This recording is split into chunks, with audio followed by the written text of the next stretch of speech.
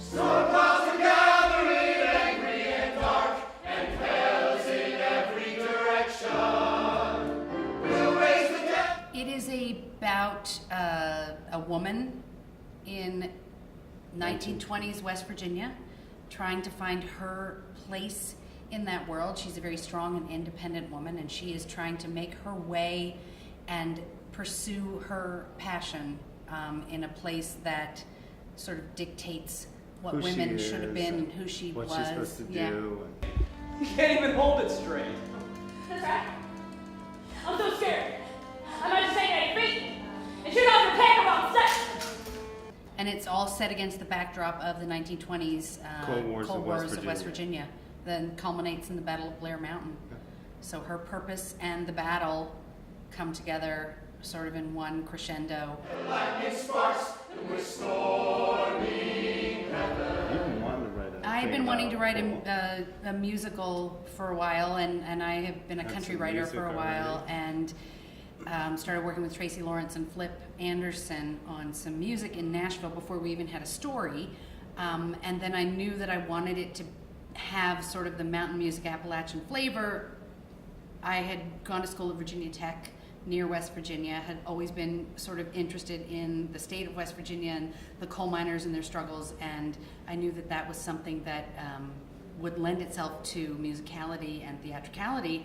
So Peter and I met doing An an off-Broadway off-Broadway show, and we, as actors, we're actors as well Yeah. as writers.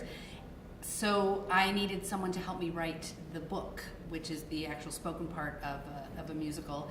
And Peter just finished writing a film that had gotten picked up in a bunch of different festivals Yeah. and gone to Cannes Film Festival and all of that. So we met, and I said, this is my idea. I want to write it about coal mining in West Virginia. And he said, we should find a property to develop. Yeah. We came across Denise's amazing book, Storming Heaven, through a recommendation of a family friend, and we And read Katy the book. told me to read this. I said, this is a musical. Yeah. We both agreed. It immediately It sang to us. The Yeah. book sang to us. So then we had to go about convincing Denise that that was going to be the case as well. That And she wanted her story about West Virginia culture and people to be a musical. And she was like, I don't she want an wasn't so Oklahoma. sure. Yeah. Yes. But we talked to her about all of the way that her book addresses real people issues of the time and portrays West Virginia history and people and events in such an authentic way. The way that it's written, each chapter is first person singular with all these characters, so it lent itself to a character-driven piece for the theater. And then we just went from there, and she said, okay, I'll give it a try. And we took her 300 and some page novel and whittled it down to a 2-hour show. 2-hour show, yeah. It took 6 years. It took us 6 years, yes. Yeah. And we're still tweaking it. Well, yes, Yeah. exactly. I mean, we think it's a finished product now, but well, it will be as finished as it needs to be for this iteration of it. This is the first time that we are seeing it on its feet, full sets, full costumes, full lighting, with Full the sound, it's been thrilling for us. Phenomenal. It's really been thrilling for us. And we couldn't have asked for a better place to do it either, because Jerry McGonigal has been extremely supportive and very persistent about his interest to do this with the West Virginia Public Theater. So when he invited us down for the reading of our show in January with the West Virginia University, it just felt right. We all got down here and we're like, yes. And then suddenly we got the invitation to bring it down for a full production. Yeah, so I think a number of people in the community came to see the reading, and also several of his board members came. And the mayor of Morgantown, the mayor of the Morgantown, the president of president, and the provost of West provost. Virginia University. So everyone just got very excited about it, and we just built on that momentum. And Jerry said, we need to do this. Yes, we do. Absolutely. I mean, as we said, we wanted to focus the story on Carrie Bishop. She's the mine nurse, and she's just trying to find her way as a woman, as I mentioned. She's also trying to create her own path in a world that doesn't allow for women or marginalized people to do that.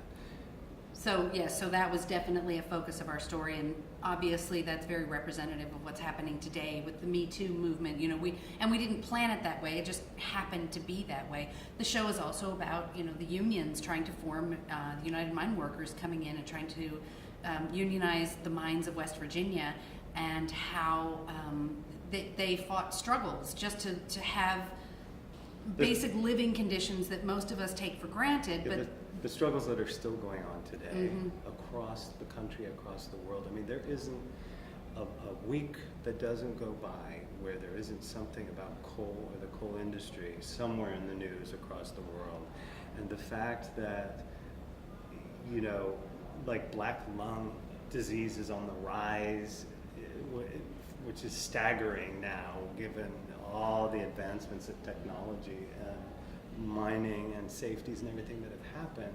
It's sad to see that we're still in this cycle of repetition.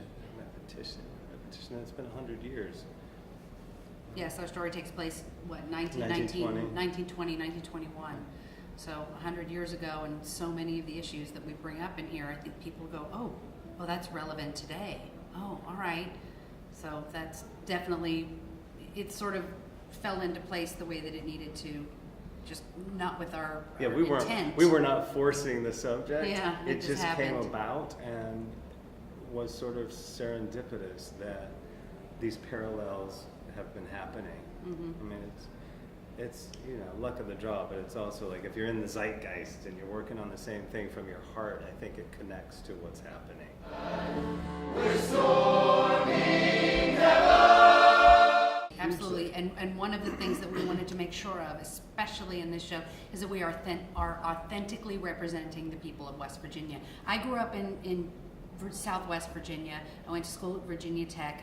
I've been interested and involved in knowing about West Virginia for many, many years, and I just feel, even being here, developing it, and the times that we have come to West Virginia, I feel that this state has been,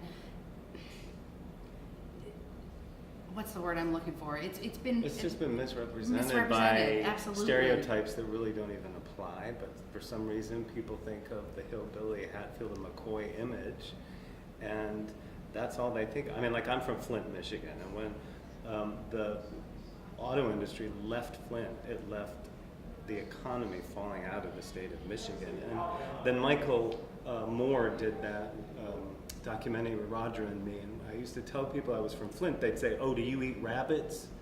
And I'd be like, "No." Yeah. So that's just one because it's in the movie. Right. No, it's like we really wanted to create a story, and we kept going back to the people of West Virginia that we knew, like the writer, Denise Giardina, the original source material, because we didn't want anything to tip into the characterizing of the people. Rise up with me, brothers. Tell us what to do, we'll do it. I think first and foremost it would be whittling the book. Yes, whittling the book contents down. It spans, you know, like 25 years, Right. the book. So one of the lovely things that we did was when we did our first reading in New York, Denise came to see it, and she realized that we needed to take a slice of the book and develop it, because there's no way we could have told the whole story. We kept going back to the Yeah. drawing board, going back to the drawing board, going I mean, back we to the drawing board. tried, but We it tried was to- too broad for theater. Right. It might work for film, but Denise was so on board with what she What she was experienced, seeing. both with us as co-creators, but also with what she experienced from the reading. From the reading. And Yeah. she gave us her blessing. She said, I realize I've written the novel and you all have written the theater version of it. And she said, run, go, do what you need to do. She gave us permission to change So some that was things very in the book. freeing. Yes, it was freeing for us. Then and- we were and able to really hone what the story needed to be about. For And for theater, us, it yeah. became About about Carrie Carrie. and her journey. Mhm. And there's nothing like a new theater piece that has a female lead, to be honest. You know? I Exactly. mean, you're Absolutely. a female actor. They're so few and far between. Everything has always been written for men, and it's like high time we start doing it the other way. I agree. Therefore the fact, you two take lunch to Annandale. With Bible. Well, one of the things that we keep mentioning when we're asked about this is the book sang to us. the minute we wrote the book, just the way that Denise wrote it, I mean- the cadence in which the characters in the book spoke. Her The use of language she language is used. so musical and so specifically West Virginian, and the story is so specifically American to us So that we knew it would lend itself to the kind of music that we wanted the to old create time for Appalachian sound and the very simple, honest storytelling that we created out of her book, which is phenomenal. Doc and Charles. All for each other.